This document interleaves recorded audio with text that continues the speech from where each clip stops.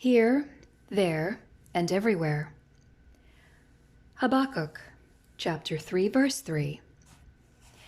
God comes from Teman, and the Holy One from Mount Paran. If God is everywhere, how could he come from Teman? And who is the Holy One?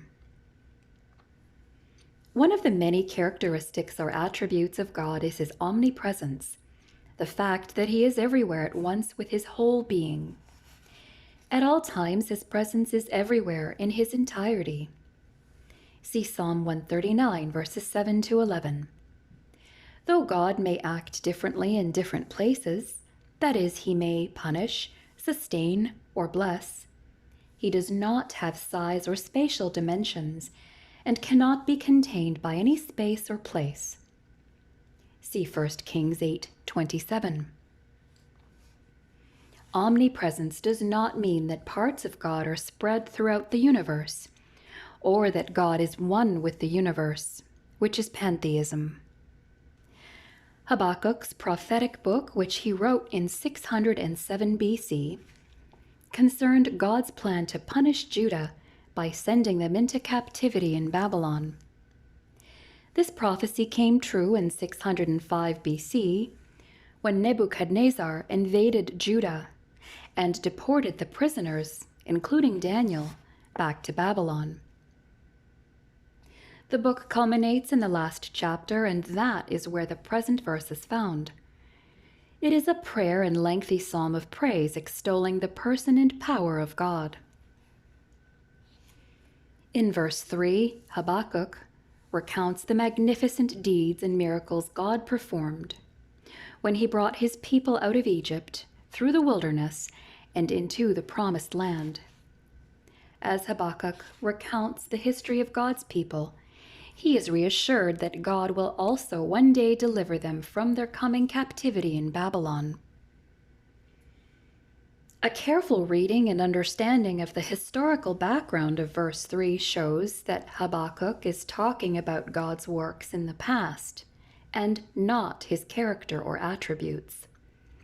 Teman was a desert oasis and region in southern Edom, the land occupied by Esau's descendants and called Seir in Genesis. It was the region between the Dead Sea and the Gulf of Aqaba, flowing into the Red Sea, and was part of the area of the Israelites' 40-year wilderness wandering. The Holy One is a reference to God. See Habakkuk 1:12.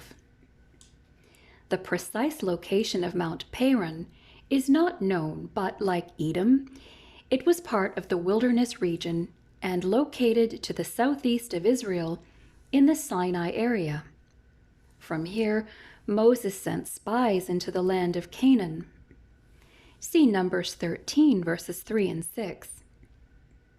The Song of Moses, in Deuteronomy 33:2, also mentions Mount Paran.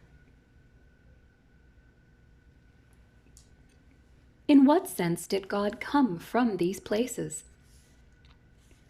From Habakkuk's perspective, God did so by being with the children of Israel throughout their desert sojourn, as illustrated by his presence with them at these two locations.